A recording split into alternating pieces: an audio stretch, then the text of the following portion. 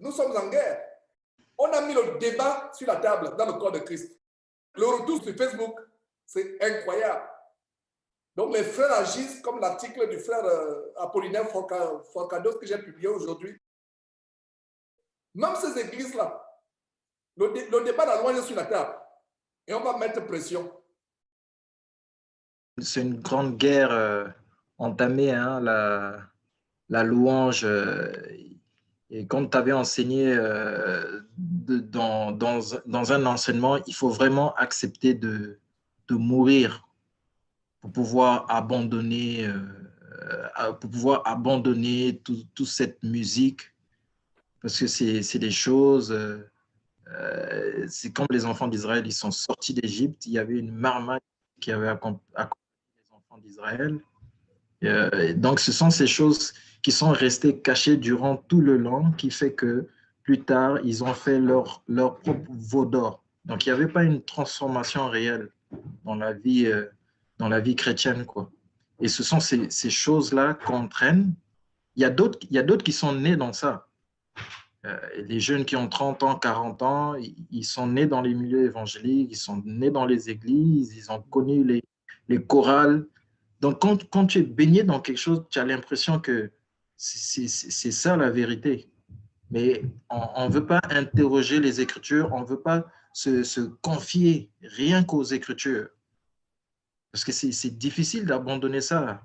Comme la guitare, j'ai passé des heures et des heures, et ma femme pourrait en témoigner, des samedis à travailler, à pratiquer la guitare, en ne plus finir.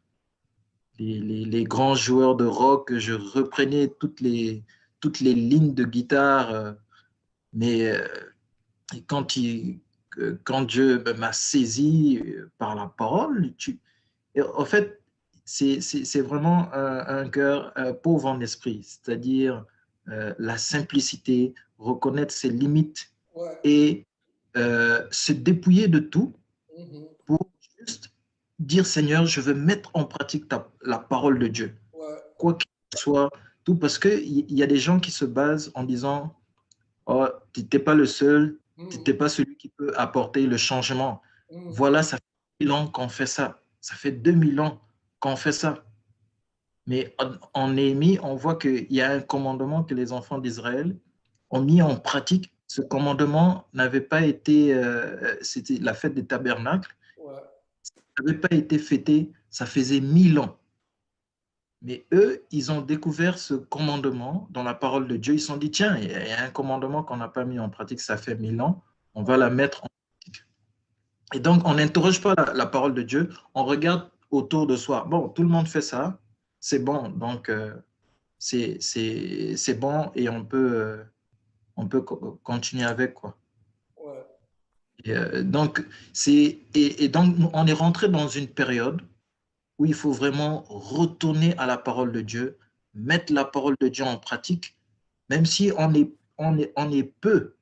C'est ce que Dieu attarde ses regards sur ceux qui mettent en pratique la parole de Dieu. Parce que c'est tellement, tellement grave. Dieu m'a ouvert les yeux sur la gravité de ne pas mettre en pratique la parole de Dieu. Parce que le Seigneur Jésus-Christ, comme c'est dit dans Apocalypse 19, 13, c'est la parole de Dieu. Dans Jean 1, toutes choses ont été créées par la parole. Donc, l'univers tout entier, le monde, tout est créé par la parole, maintenu par la parole. Donc, à partir du moment où il y a les lois physiques, il y a aussi les lois spirituelles. Quand Adam et Ève ont péché, ça a créé une brèche dans l'harmonie, la perfection de Dieu. Donc, quand on déchiquette la parole, c'est comme si ça secoue le trône de Dieu. Dieu est assis sur la justice, qui est la base de son trône, et la bonté et l'équité sont devant sa face. Donc, ça a tellement des conséquences graves, mais on ne veut pas abattre les hauteurs qui se sont élevées dans nos vies pour s'humilier. Moi, j'ai au moins 10 000, 12 ou 15 000 dollars de stock de musique ici. Mais je suis en train de réfléchir que Dieu me montre comment est-ce que je veux me débarrasser de ça. Et dans ma tête, je me suis déjà débarrassé de ça, c'est-à-dire physiquement, comment je veux le faire. Mais dans ma tête, c'est que je ne veux plus reconstruire, retourner à ce que j'ai vomi, je ne veux plus rebâtir Jéricho comme Dieu l'avait dit. Et c'est ça, quoi. Il faut abandonner ces choses. Et il y a tellement de dégâts derrière ces choses. C'est incroyable. C'est des feux étrangers. Je reproduisais des lignes de musique des grands rockers et j'apportais ça dans l'église. La même ligne de musique. J'apportais ça dans l'église.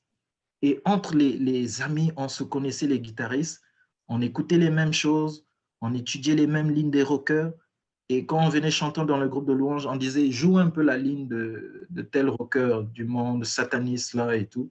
Ben, on le reproduisait, on était content. Waouh, tu as pu reproduire ça. Mais c'est incroyable, quoi. Dans les églises, entre guillemets. Pardon? Dans les églises, entre guillemets, dans ces églises Oui, bâtiments. oui, dans les églises. Dans les églises, Incroyable. on reproduisait ces lignes-là. La ligne de rock que le rocker sataniste a joué, ben, tu reproduisais ça de A à Z. Quand tu arrives dans l'église, il y a un chant qui passe, tu reproduis la même ligne. Les autres sont contents. Waouh, tu as pu le faire. Donc, c'est des feux étrangers qu'on apportait dans l'église. Mais justement, La fornication, ce qui est plus grave, c'est. Et je vous assure que j'ai fait un posting, c'est hier ou aujourd'hui, j'ai fait un posting. Ça dit que cette parole a jailli dans ma tête. Waouh! Le veau d'or, le veau d'or, le veau d'or. Sans tout oui, couper. le vaudor. Le veau d'or, le veau d'or. Et je vais à Exode chapitre 32 que j'ai enseigné il y a quelques mois. Je n'avais pas fait le rapport entre ce qui s'est passé dans parce que le veau d'or a l'aspect d'idolâtrie. Mais quand ils ont chanté, ils étaient tellement religieux. Mais c'est le veau d'or qui se passe aujourd'hui à cause de la Oui, fornication, exact. l'homosexualité, le lesbianisme, Oui, oui, l'adultère. C'est un mouvement sale. oui, oui. Effectivement, c'est le vaudor. Et, et comme justement tu dis dans Exode 32, on voit vers la fin d'Exode 32 où maintenant Moïse va faire une séparation entre ceux qui sont pour l'Éternel et qui ne sont pas pour lui. Il va demander ceux qui sont pour l'Éternel qui s'attachent, les Lévites et tout, que les Lévites maintenant s'attachent à Dieu, restent du côté de Dieu. Donc il y a une séparation qui se fait. Ils demandent même de tuer leurs frères. Ouais.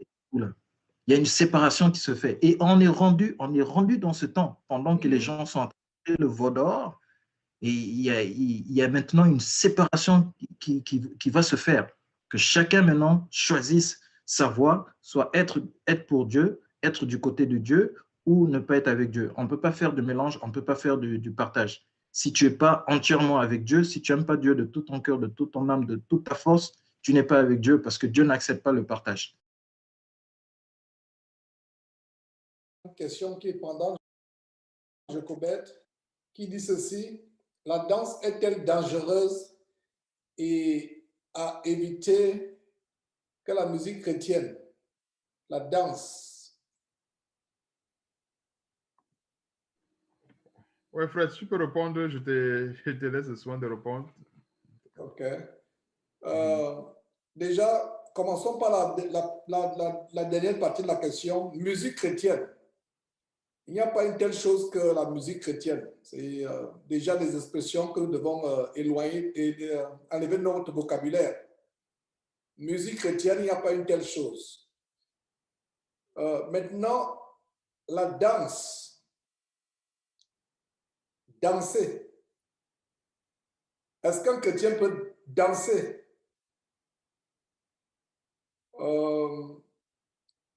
Je vais d'abord commencer par montrer l'apostasie qui se passe dans les soi-disant églises où il y a des ballets, où il y a des danses prophétiques.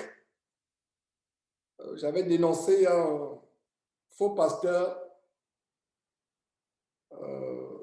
du nom de Alain Patrick Tsengue, où il y avait des ballets, les femmes ont des guirlandes, elles tournaient. Ça, on appelle ça danse prophétique.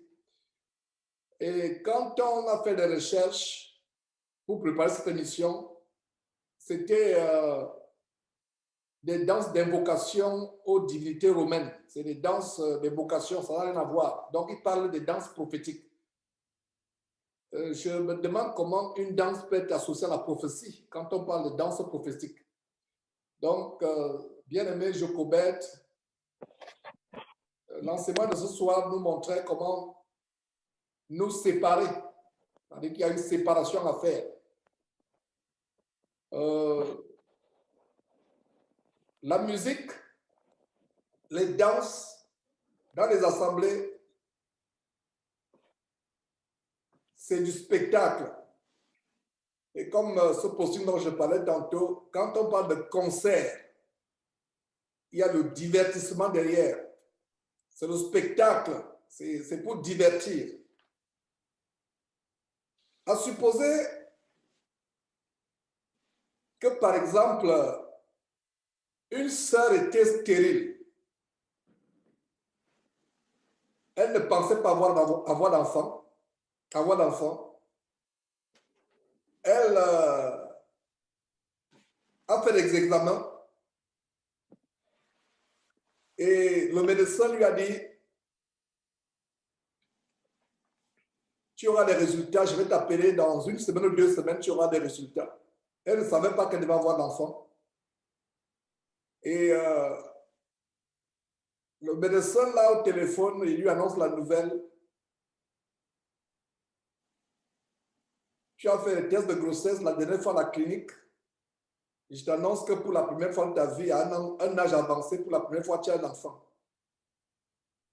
De manière spontanée, la sœur se lève dans sa chambre ou dans son salon, se met à chanter les cantiques, à glorifier Dieu, à sauter, à chanter, à danser.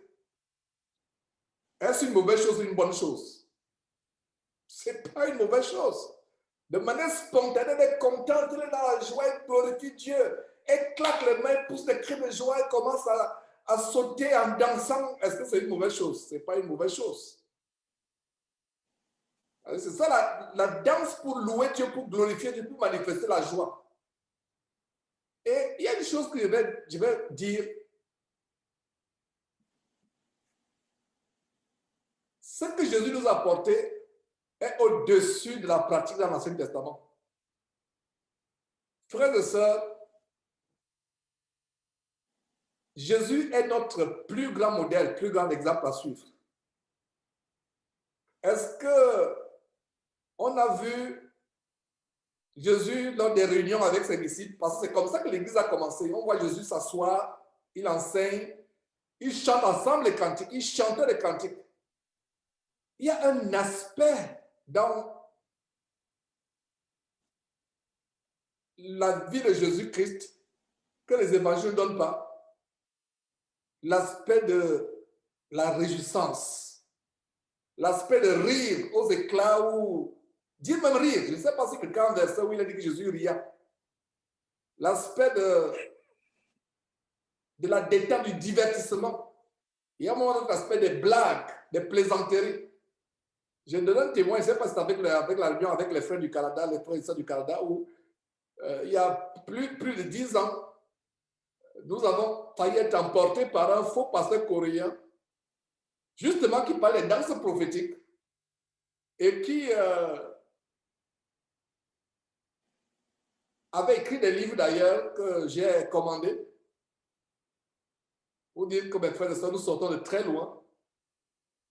Et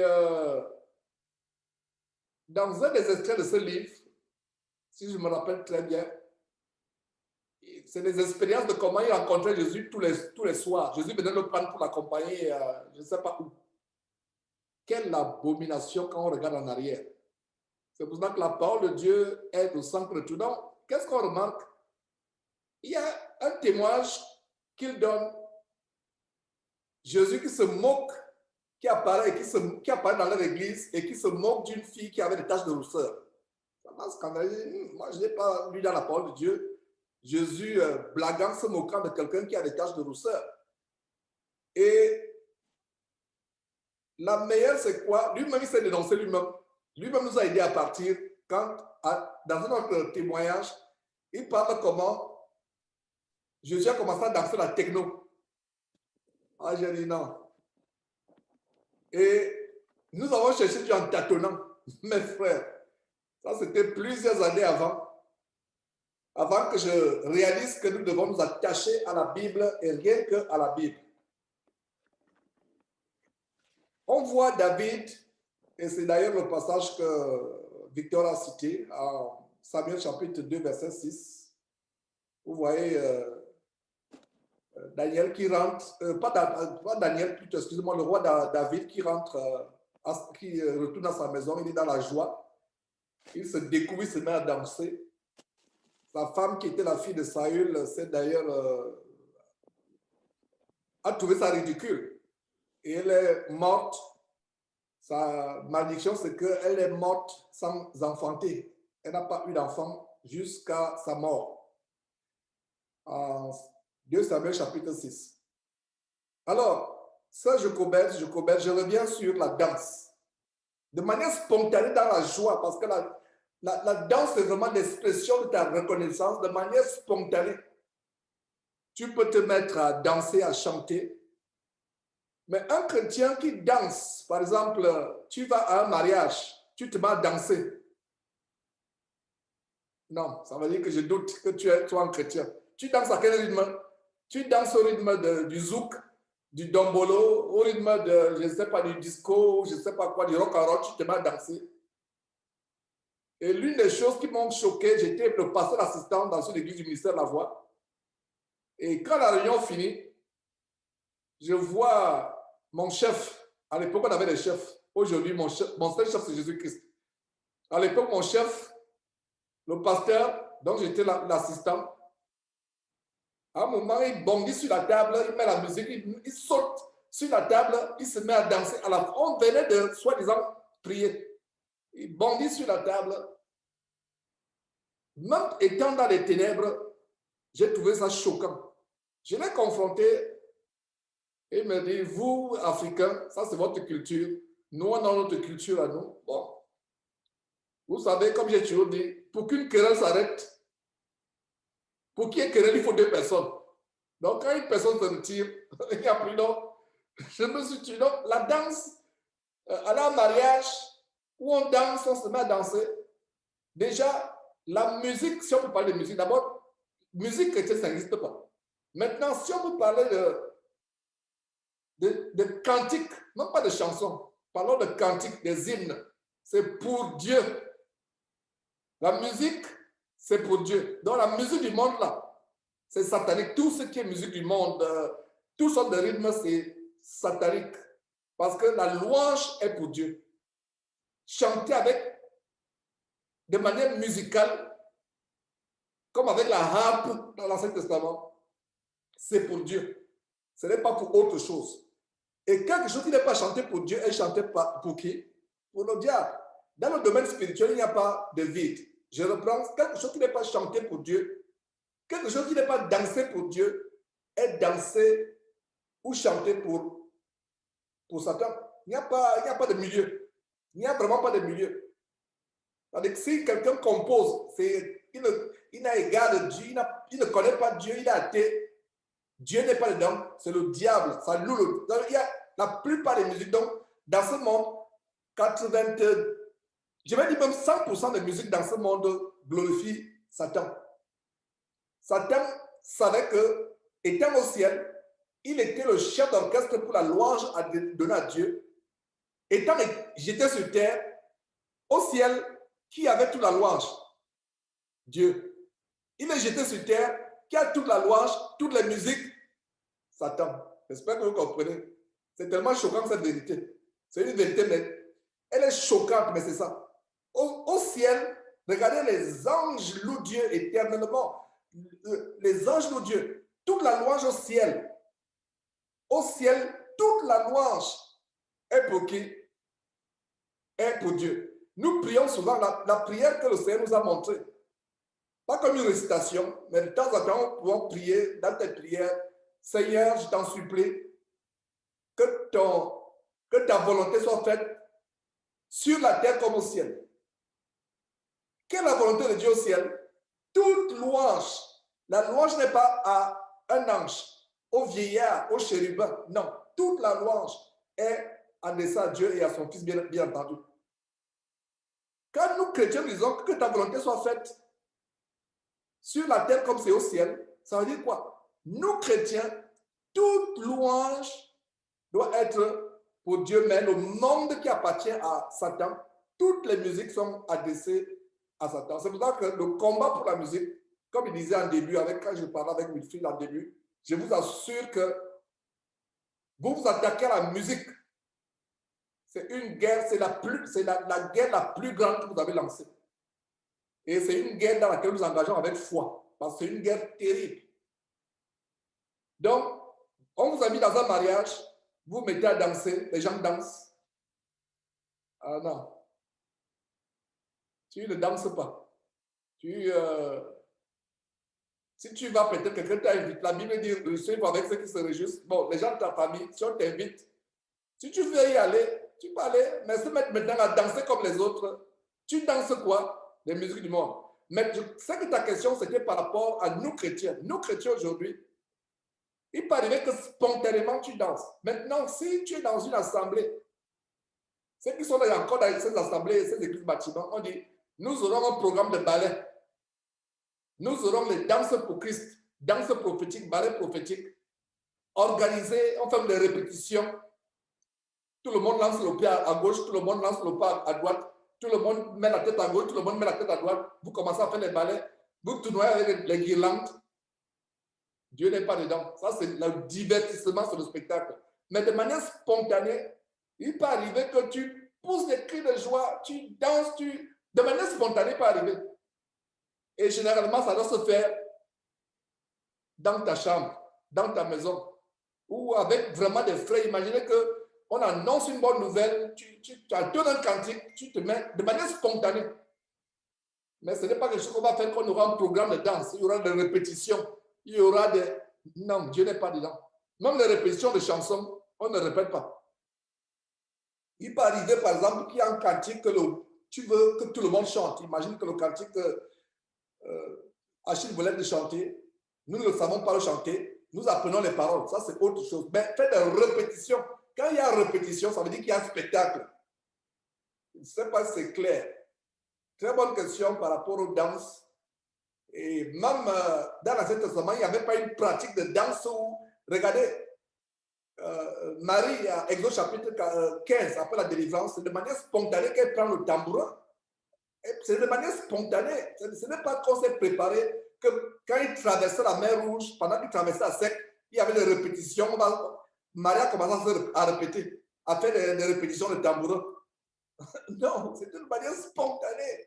Il peut arriver de manière spontanée que tu prends le tambourin, tu commences à taper, tu te mets spontané. Mais quand c'est une pratique où c'est des choses bien structurées, organisées, ça devient du divertissement. Le divertissement.